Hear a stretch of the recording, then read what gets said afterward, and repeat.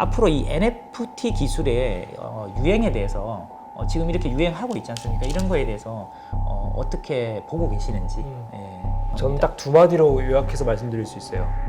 NFT는 가는 시장이다. 네. 근데 지금은 버블이다. 네.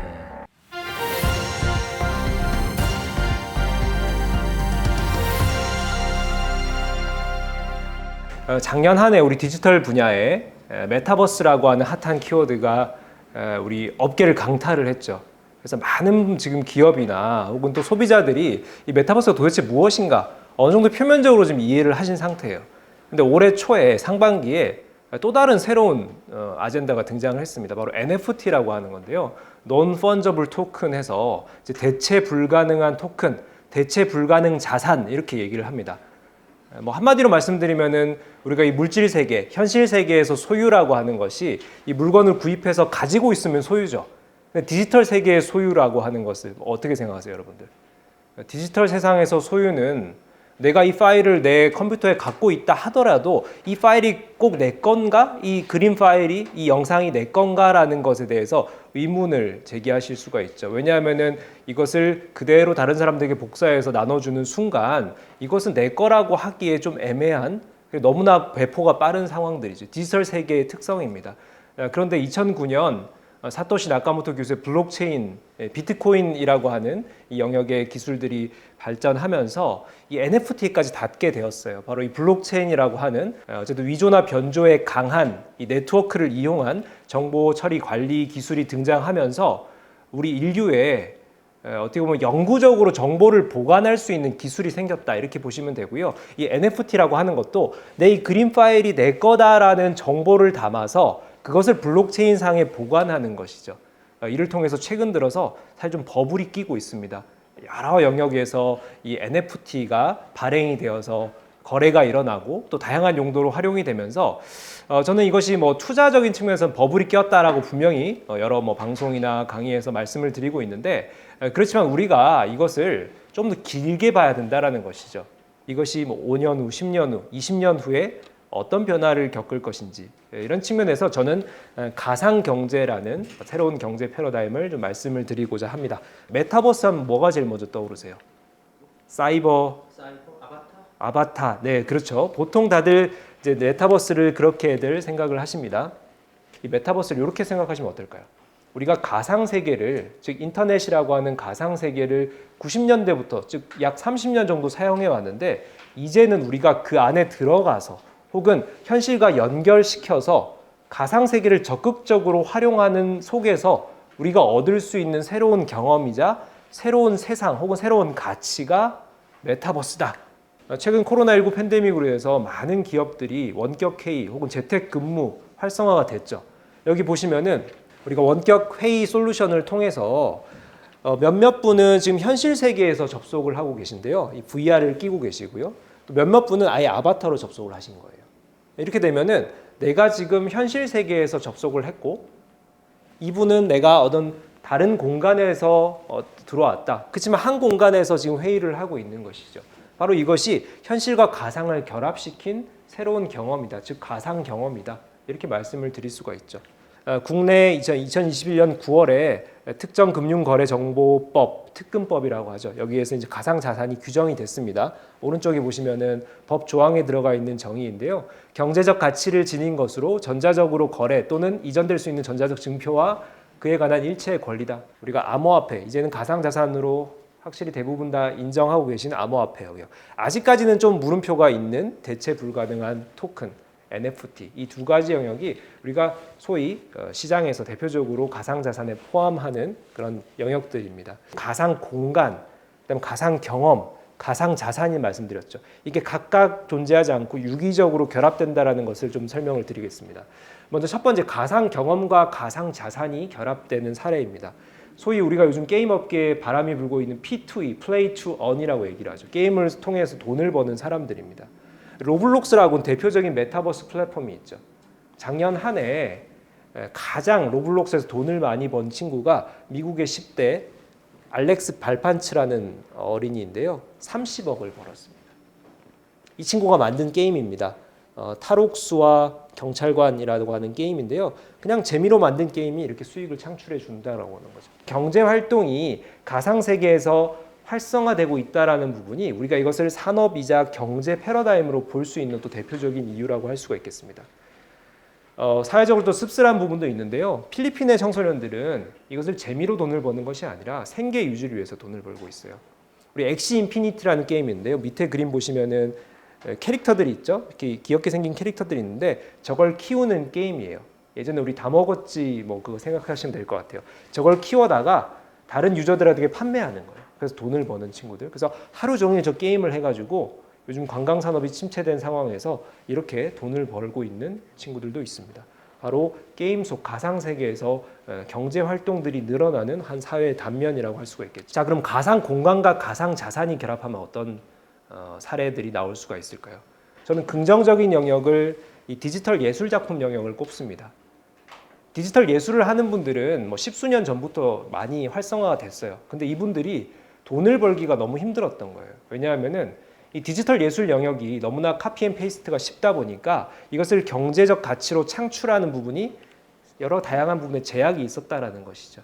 이런 측면에서 최근에 이 NFT라고 하는 것이 디지털 예술을 정말 활성화시키고 이 작가들의 창작 활동을 경제적 부창출까지 연결시켜주는 중요한 기술적 수단이 되고 있습니다. 바로 이렇게 갤러리를 만들어 가지고요. 여러분이 메타버스 가상 공간에 들어가셔 가지고 아바타가 이 갤러리에 방문을 하셔 가지고 이 디지털 예술 작품들의 어떤 그 작품을 감상하시는 거죠. 만약에 마음에 드는 작품이 있으시면 구매를 하시면은 여러분이 이 작품의 NFT를 사가시는 거겠죠. 디지털 공간 속에서 예술 작품을 사간다는 게 어떤 의미일까요? 일단 당장은 그냥 이 디지털 예술 작품을 소유했다 정도로 생각하시면 좋을 것 같고요. 또 하나는 이 예술 작품의 창작자에 대해서 인증해준다. 내가 어떤 존중을 표한다라는 측면 하나 또 생각해 볼 수가 있고, 뭐 또 하나는 여러분들께서 혹시 메타버스에서 다양한 활동을 하신다면은 여러분의 작업 공간이나 뭐 사무실 혹은 집을 꾸며 놓으셨다. 그럼 내 그 디지털 예술 작품을 NFT로 구입해서 걸어두는 정도의 활용이 가능하겠죠. 이런 측면들이 NFT가 활성화될 수 있다라는 부분들입니다. 자, 마지막으로 가상 경험과 가상 공간, 가상 자산 세 개가 결합한 사례, 사실 좀 찾기가 쉽지 않은데요. 저는 이제 가상 부동산 사례를 가지고 왔습니다.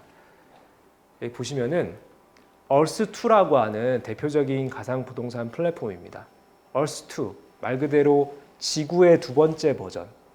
우리가 살고 있는 지구를 똑같이 가상 세계에 복사한 형태입니다. 여러분 여기 들어가시면은 에펠탑도 있고요. 청와대도 있습니다.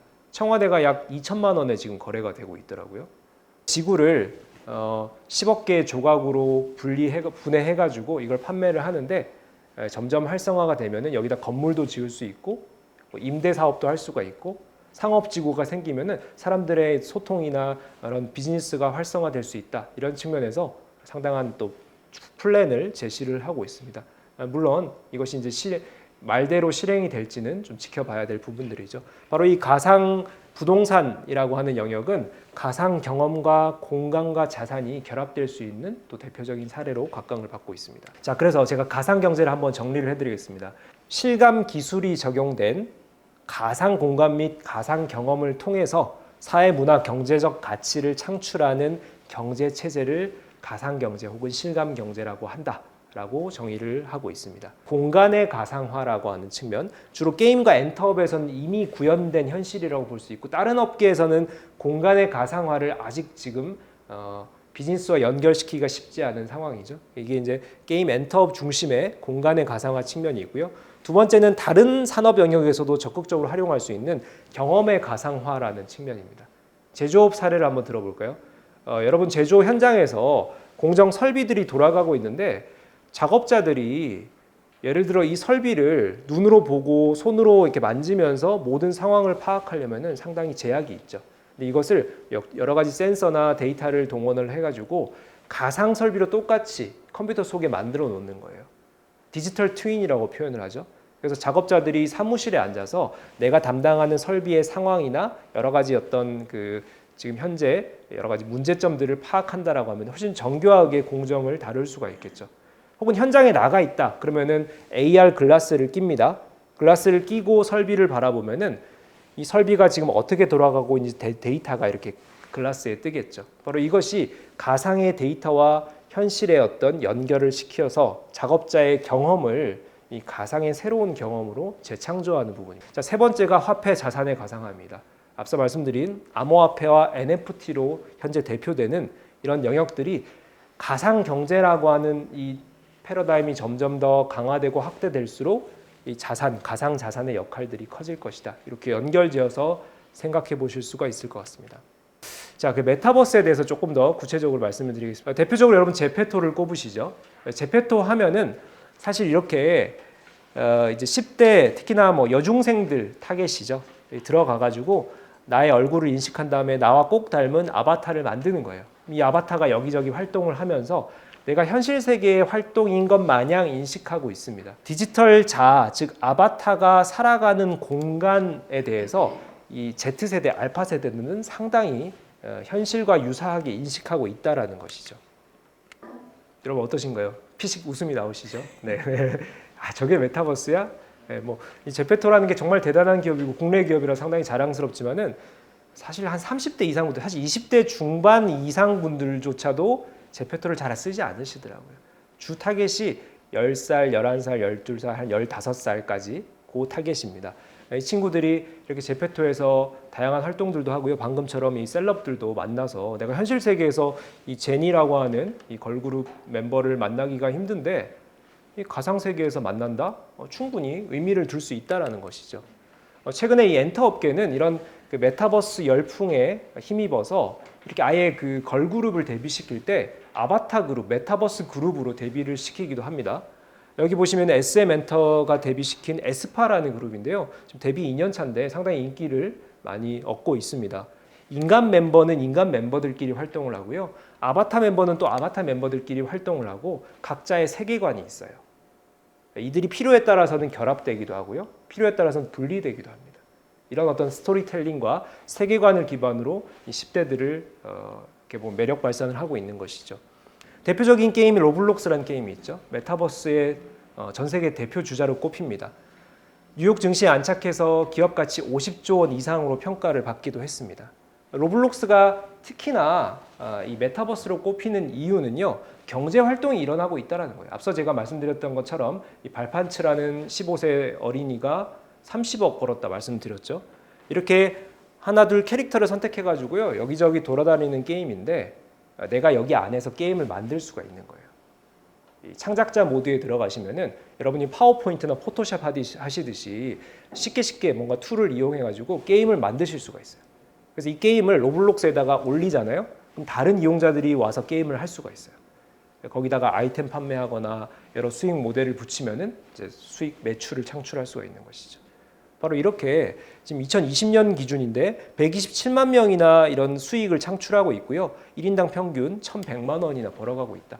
가상 세계를 이제는 단순히 놀 공간 혹은 정보 제공 공간이 아니라 내가 경제 활동이나 직업을 얻는 공간으로서 인식하고 있다라는 겁니다. 자, 이렇게 게임이랑 엔터 업계에서는 이미 메타버스는 현실이 되어가고 있고요. 가상 경제의 가장 선도에 있는 업종입니다. 그러다 보니까 우리가 최근에 이제 게임 사례만 가지고 메타버스 뭐 별거 없는 거 아니야? 이렇게 또 치부하시는 분들이 있는데 다른 업종으로 이런 영역들이 확대되고 있습니다. 가장 먼저 발빠르게 유통업종, 특히나 명품 브랜드들이 움직이기 시작했어요. 동물의 숲이라는 게임에서요, 마크 제이콥스의 원피스, 발렌티노의 저 모자를 판매를 하고 있습니다. 이제 질문하실 수가 있죠. 저거 실제 물건 파는 거예요? 아닙니다. 여러분 예전에 싸이월드 해보셨던 것처럼 아이템을 판매하는 거예요. 이렇게 아이템을 사셔다가 여러분의 아바타에 이렇게 백그라운드 보시면은 이렇게 씌워주고 입혀주고 하는 거죠. 요즘 이제 10대들이 플렉스 문화가 있죠. 내가 명품 브랜드 아바타에게 입혔다. 뭐 이런 것도 충분히 만족감을 얻을 수가 있겠죠. 근데 마크 제이콥스와 발렌티노가 저런 아이템 판매 수수료 얻으려고 이 메타버스에 뛰어들었을까요? 그 이유가 뭘지 한번 생각을 해보시면은 아마 여러 가지 떠올리실 수 있을 텐데요. 첫 번째로는 이 Z세대, 알파 세대들에게 이 명품 우리 브랜드에 대해서 홍보 효과, 마케팅 효과를 가져갈 수 있다. 하나가 있고요. 수수료는 아주 적은 양이겠죠. 그리고 또 하나는 추후에 메타버스 경제가 활성화되면은 여러분들이 아바타가 구입하고 입고 쓰고 하는 아이템들을 실제 실물 거래와 연결시킬 수가 있습니다.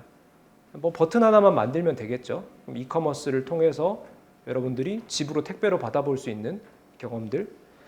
2020년 9월 기준으로 게임 안에서 2,600만 장이나 판매가 됐는데 이 중에 한 10%만이라도 실물 구매를 연결이 된다라고 하면은 엄청난 매출이 되겠죠. 뭐 이런 측면들을 생각하고 있지 않을까. 가상과 현실이 연계되는 새로운 비즈니스 창출로 보고 있는 것이죠. 그래서 경험이 중요하다 이런 얘기들 우리가 흔히들 하시잖아요. 근데 가상 세계에서 제가 탁구를 치는 게 실제 경험이라고는 할 수가 없겠죠. 근데 제가 가상 세계에서 탁구를 치는 정도에 충분히 만족을 해서 현실 세계 탁구장을 안 간다면 어떻게 될까요?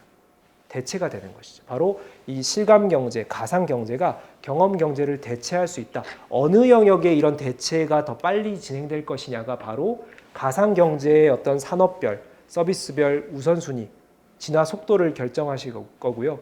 많은 기업분들 혹은 투자자분들이 어느 영역에 이런 가상 경제가 활성화될지를 조금 더 꼼꼼히 살펴보시면은 재미난 예측이 나올 것으로 생각이 됩니다. 예, 오늘 강의 여기서 마치도록 하겠습니다. 감사합니다. 안녕하세요. 산업통상자원 R&D 전략기획단 마영렬 그룹장입니다. 오늘 하우투 콜로키움은 중앙대학교 김상윤 교수님을 모시고 메타버스, NFT 신경제 패러다임, 가상경제가 온다에 대해서 들어봤습니다. 요즘 가장 핫한 분야 중에 하나가 아닐까 싶은데요. 재밌고 유익한 발표를 들은 것 같습니다. 이어서 궁금한 사항에 대해서 제가 이제 몇 가지 의견을 나눠보려고 합니다. 우선 김상윤 교수님 소개를 드리겠습니다. 예, 먼저 인사하시죠. 네, 안녕하세요. 디지털 융합 멘토로 활동하고 있는 중앙대학교 김상윤입니다. 반갑습니다.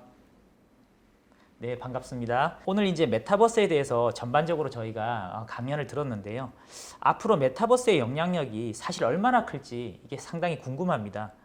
메타버스라는 걸 그전에도 이렇게 들었지만 사실 좀 쉽게 와닿지가 않고 좀 어려운 부분이 많았거든요. 그런데 그 이유가 뭘까 보니 오늘 교수님 말씀하신 것 중에 이게 메타버스라는 게 그냥 기술의 어떤 새로운 기술이 아니라 어떻게 보면 기본적인 세계관의 변화 이런 것을 같이 이렇게 얘기를 하고 있더라고요. 오늘 말씀하신 그 어떻게 보면 우리가 현실에서 보는 현실의 경험에서 익히는 그런 세계관이 아니라 아바타 세계관이라고 오늘 말씀하셨거든요. 메타버스가 어쩌면 4차 산업혁명의 기술 중에 하나의 변화라기보다는 엄청난 세계관을 같이 동반하고 있다, 변화를 동반하고 있다 이런 생각했었고요.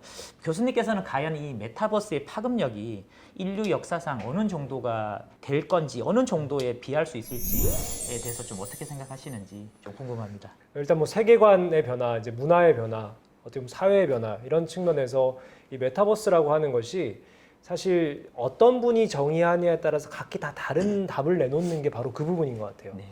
이 메타버스로 해석되는 것이 우리 모든 사람이 다 여기는 메타버스야라고 인정할 만한, 공감할 만한 플랫폼 아직까지 나오지 않았다.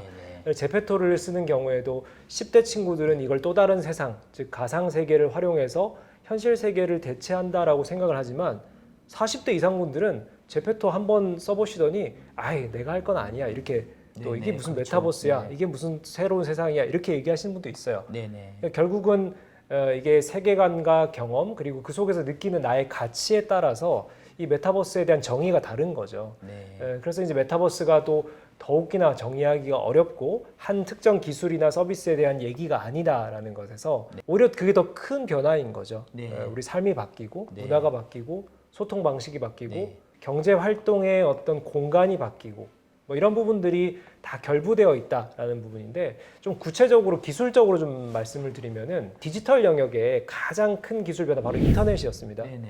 1990년에 인터넷이 딱 탄생하고 아마 90년대 초반에 초창기에 인터넷을 쓰셨던 분들은 아마 인터넷에서 얻을 수 있는 정보가 매우 제한적이었을 거예요. 네네. 그래서 이런 시대에 우리가 인터넷을 모든 사람이 쓰지는 않았죠.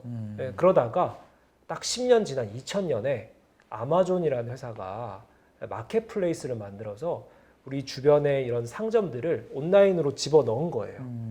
그러면 우리가 유통산업이라고 하는 우리가 물건을 구매하고 판매하는 이런 업을 오프라인에서만 했었는데 온라인으로 올라간 게 딱 10년 걸렸다는 것이죠.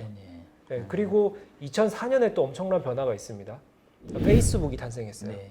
페이스북으로 대표된 SNS라고 소셜 네트워크 서비스라고 하는 것이 어찌 보면은 인류에서 사람들이 소통할 때 얼굴을 이렇게 마주하고 소통하는 것을 네. 가장 최고의 소통 방법으로 생각했었다면은 네. 이 SNS라고 하는 것이 온라인상의 소통도 충분히 우리가 신뢰를 가질 수가 있다.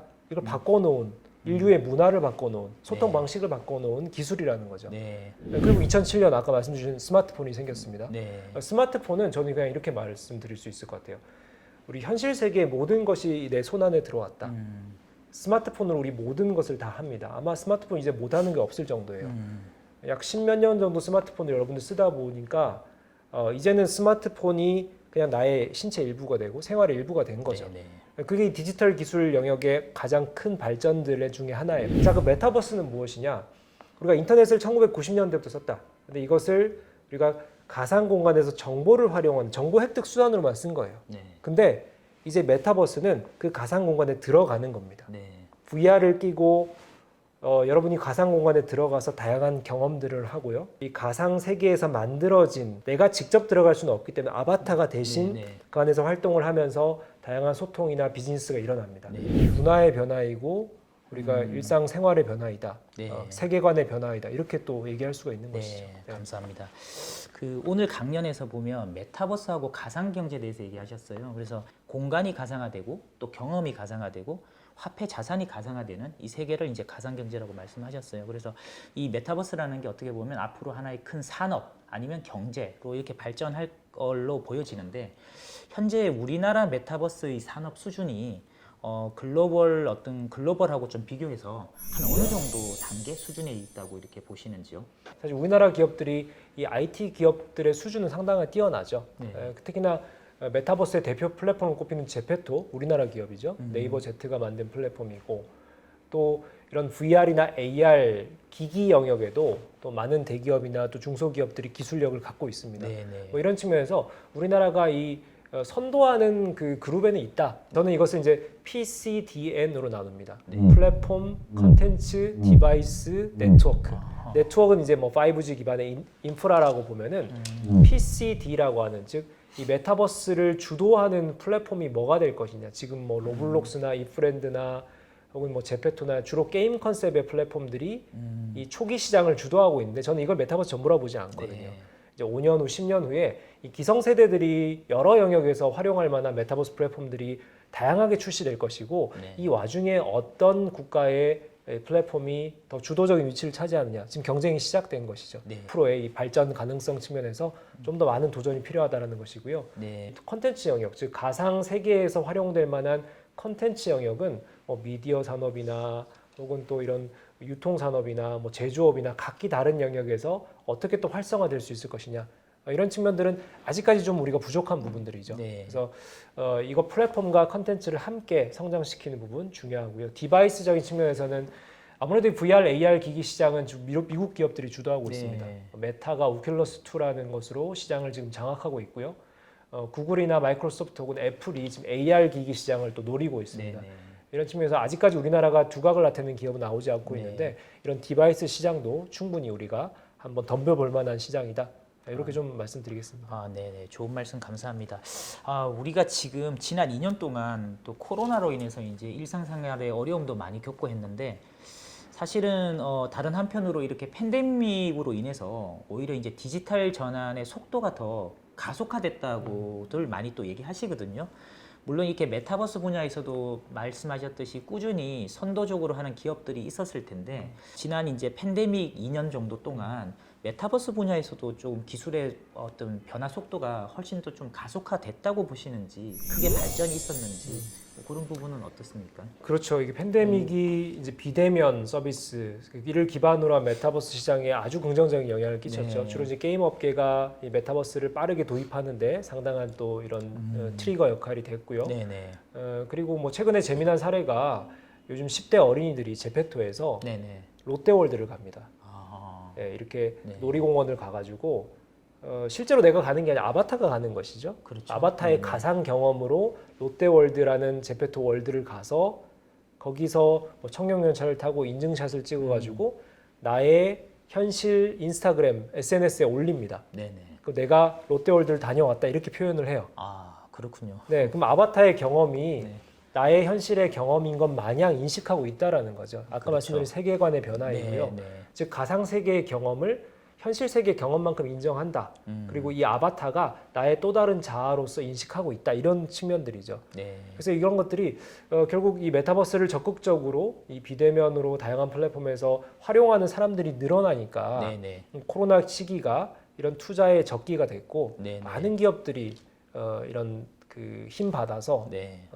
수요들을 맞춰주기 위한 또 새로운 기술들, 플랫폼들 개발하고 있는 측면이 있죠. 아, 네. 네. 그래서 교수님께서는 이 향후 메타버스가 촉발하는 이 사회 경제적 어떤 변화의 방향이 앞으로도 뭐 10년, 20년 아니면 그 이후라도 계속 지속될 거라고 보시는지 혹은 이제 그 속도는 또 앞으로 더 빨라질 거라고 보시는지 그런 부분에 대해서 어떤 의견을 갖고 계시는지 좀 궁금합니다. 근데 그 변화는 이제 시작된 것이죠. 당연히 지속적이고 중장기적인 변화이고요. 도대체 메타버스 엄청난 변화라고 하는데 지금 뭐 당장 달라지는 게 뭐냐 이렇게 부정적 인식을 또 만들고 있죠. 네네. 뭐 제페토에서 혹은 뭐 동물의 숲에서 명품 브랜드 옷도 사입고 아바타가요.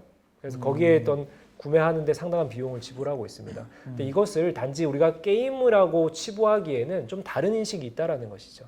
우리가 단순히 게임 속에서 아이템을 산다라고 생각하는 인식을 그들이 하고 있지는 않거든요. 네네. 이 아바타가 내가 투영되어 있는 거예요. 내가 여기 안에서 삶을 살아가고 있는데 내가 입은 옷이라든지 여러 액세서리라든지 여기서 활동하는 것들이 내가 투영되어 있다 보니까 좀 더 나의 취향대로 혹은 남들보다 조금 더 우월한 혹은 남들에게 좀 자랑할 만한 이런 것들을 좀 더 선호한다라는 것이죠. 네. 거기다 돈을 쓰는 것이고 그런 측면에서 우리가 이제 게임과 이 메타버스를 좀 구분하셔야 된다라는 부분이고 물론 현재는 이 게임과 엔터업계 중심으로 메타버스 플랫폼들이 출시된 것은 맞습니다. 이제 시니어분들이 보시기에는 뭐 게임이나 다름없다라고 인식하시겠죠. 근데 아직까지는 완성도가 좀 부족하기 때문이지만 이 메타버스는 분명히 게임과는 구분이 될 것이다.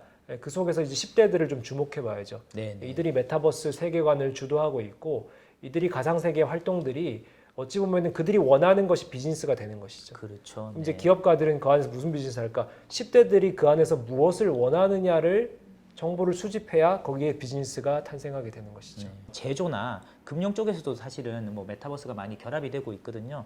제조 쪽 보면은 이제 뭐 아까 전에 공정에서의 뭐 설비, 뭐 예비 보존이라든가 공정 모니터링 뭐 이런 부분, 뭐 에너지하고 메타버스에 결합되는 부분도 얘기해 주셨는데 사실은 처음에 이게 이런 메타버스가 제조 현장을 상당히 바꿀 거라고 기대를 많이 했었는데 실제 보면은 또 이렇게 그 진전되는 속도는 좀 빠르지 않는 것 같아요. 제조업 분야에서 메타버스가 결합되는 과정에서 앞으로 이렇게 넘어야 될 가장 애로 요인이라든가 이런 거는 뭐 어떤 거가 있을까요? 결국은 가상을 현실과 연결해서 활용하거나 혹은 가상을 현실로 대체해서 활용하는 경우가 메타버스다라고 저는 정의를 하거든요. 이제 그런 측면에서 제조업이나 금융업이 그런 메타버스를 어떻게 바라봐야 하느냐. 그래서 많은 기업들이 제페토의 영업점을 만들어서 고객과 소통한다. 그래서 메타버스 우리 하고 있다라고 하는데 이거는 어떻게 보면 본업을 메타버스화한 건 아니거든요. 그죠? 고객과 소통하는 고객 접점을 메타버스로 만든 것이지. 예를 들면 제조업의 제조 공장 현장을 어떻게 메타버스 가상화할 것이냐. 우리 소위 지난 한 10여 년간 스마트 팩토리라는 것이 계속 진화 발전하면서 그렇죠. 디지털 트윈이라는 기술 영역이 있습니다. 네네. 현실 세계 공장이나 설비를 똑같이 가상 세계의 인터넷 속에다가 컴퓨터 속에다 집어넣은 것이죠. 네네. 작업자가 현실에서 설비를 제어할 것을 컴퓨터 화면을 보고 제어하는 것이 디지털 트윈입니다. 자, 근데 이 디지털 트윈을요, 이렇게 그냥 작업만 단순히 사무실에서 하는 것이 아니라 이 디지털 트윈 기반의 이런 설비나 공정 혹은 공장을 제페토나 혹은 이 메타버스 플랫폼에 집어넣으면 어떻겠습니까? 그러면은 아바타가 네. 출근을 해서 거기 제페토 안에 혹은 네. 뭐 이런 요즘 가상 부동산들 많잖아요. 네네네. 거기 안에 공장에 들어가 가지고요. 설비를 컨트롤을 하면은 네네. 실제 현실 세계의 공장 설비가 연동돼서 움직일 수가 있죠. 그렇지, 저는 이런 부분들이 이 제조업에서의 기존의 디지털 트윈과 메타버스가 결합되는 부분이라고 생각이 되거든요. 네, 그럼 작업자들이 가상 세계에서 작업을 하는데 실제 현실 세계랑 연동되는 것이죠. 네, 금융업도 마찬가지입니다. 이 가상 세계의 데이터들을 띄워놓고 여러 가지 금융 지표들을 살펴볼 때 우리 작업자가 분석가가 이 데이터들을 공간에다가 띄워놓고 이것을 분석에 활용하는 것이죠. 네네. 예, 그러면은 내가 현실 세계에서 손으로 입력하면 오류들이 많을 수 있는데 가상 세계 데이터를 띄워놓으면 그 역할을 컴퓨터가 해주니까 좀 더 정확한 데이터 분석을 할 수가 있고 어찌 보면은 이걸 가상화 기술을 이용하는 것이죠. 보통 실물이 있는 업종에서는 이 모든 것이 가상 세계로 들어가는 것은 불가능하다고 봐야죠. 그러면은 현실 세계에 존재하는 것들을 어떻게 가상과 연결시킬 것이냐. 저는 이것이 바로 메타버스에 진입하는 첫 번째 단계다. 네네. 네, 그러면 이제 뭐 여러 다양한 데이터들을 어떻게 가상화 시킬 것이냐부터 시작해야겠죠. 네네. 네. 앞으로 이 NFT 기술의 유행에 대해서 지금 이렇게 유행하고 있지 않습니까? 이런 거에 대해서 어떻게 보고 계시는지. 예. 저는 딱 두 마디로 요약해서 말씀드릴 수 있어요. NFT는 가는 시장이다. 네. 근데 지금은 버블이다. 네. 초기 시장 버블이다. 네. 네, 그 말씀 딱 두 마디로 드리고 싶은데 NFT는 가상 세계의 소유 인증서예요. 뭐냐면 우리 현실 세계에서 물건을 소유한다라는 것은 적당한 돈을 지불하고 물건을 사와가지고 뭐 내 보금자리에다가 두면은 내가 소유한 거죠. 그렇죠. 근데 가상 세계 인터넷 공간에서 소유라는 것은 지금까지 없었어요. 뭐냐면은 무슨 말이냐면은 내가 갖고 있는 파일을 꼭 이게 내 거라고 말할 수가 없는 거죠. 어딘가에서 그렇죠. 내가 다운받았거나 네네. 정말 내가 창작한 거는 내 거라 할 수 있겠지만은 그걸 정말 인증해주는 기술은 없었죠. 그래서 이 디지털 세계의 소유라는 것은 명확하지가 않았다라는 겁니다. 근데 이 블록체인 기술이 이걸 해결해 줬다는 거예요. 그래서 NFT라고 하는 것이 뭐 기술적인 내용을 차치하고 이 블록체인 상의 이 소유에 대한 정보를 보관해 주는 거죠. 그래서 내가 이 컨텐츠의 소유자다라는 것을 영원히 인증받게 해주는 것이 바로 NFT입니다. 네, 그렇다면은 우리가 이 가상 경제, 특히나 메타버스를 생각해 보시면은 여러분들께서 하루에 2시간, 3시간을 뭐 메타버스 나의 업무실에서 업무를 보신다, 혹은 메타버스의 공간에서 친구들과 만나신다. 이런 활동들이 늘어나면 늘어날수록 거기 안에 나의 재화들이 생기겠죠. 디지털 재화라는 그렇죠. 겁니다. 네. 뭐 그림일 수도 있고요, 혹은 나의 뭐 지갑 아이템일 수도 있고요, 혹은 뭐 재미난 또 영상일 수도 있습니다. 이런 것들을 하나 둘 나의 메타버스 공간에 이렇게 축적을 해 나가는 과정에서 이게 진품이었으면 내 거였으면 하는 욕구가 있다라는 거죠. 네, 그런 측면을 채워줄 수 있는 것이 바로 NFT 기술이기 때문에 이것은 앞으로 성장한다라는 네. 것인데, 최근에 이제 버블이라고 하는 것은 아무래도 초기 시장 특성상 특히나 NFT가 요즘 이런 멤버십 그 어떤 가입 그 우리 인증, 우리 소위 PFP라고 하는 이런 뭐 크립토펑크나 BAYC 같은 영역에 이런 커뮤니티에 들어가는 인증 기능으로서의 다양한 셀럽들이 참여하고 하다 보니 뭐 이런 측면에서 어느 정도 좀 가격을 좀 급상승시킨 측면도 있고, 네. 또 이슈가 되다 보니까 이게 좀 사람들이 많이 투자적인 목적으로 달라들어서 또 버블이 낀 측면도 있죠. 이거는 어떻게 보면 기술이 이 세상을 변화시킬 때 초기에 나타나는 자연스러운 모습이라고 저는 봅니다. 끝으로 오늘 뭐 이렇게 핵심 메시지에 대해서 우리 구독자분들한테 쉽게 좀 이해하실 수 있도록 한 20초, 30초 이내로 간단하게 좀 정리를 해주실 수 있을까요? 네. 오늘 제 강연 드린 내용이 핵심 키워드가 NFT, 메타버스, 가상 경제입니다. 그 중에 가장 포괄하는 개념이 가상 경제인데요. 가상 경제는 이미 우리 주변에 펼쳐지고 있다. 그래서 우리가 여기에 직접적으로 뛰어들어서 한번 가상 경제가 무엇인지 경험하고 우리가 새로운 경제 패러다임에 좋은 기회를 만들어 보자. 이렇게 말씀을 드리겠습니다. 네, 아주 간단 명료하게 잘 정리를 해주셨는데요. 오늘 감사드리고요. 오늘 저희가 그 중앙대학교 김상용 교수님을 모시고 메타버스, NFT 신경제 패러다임, 가상경제가 온다에 대해서 들어봤습니다. 우리 구독자분들도 오늘 메타버스에 대해서 많이 이해하셨을 거라고 생각이 되고요. 그럼 저희는 다음 주에 다시 찾아뵙도록 하겠습니다. 감사합니다.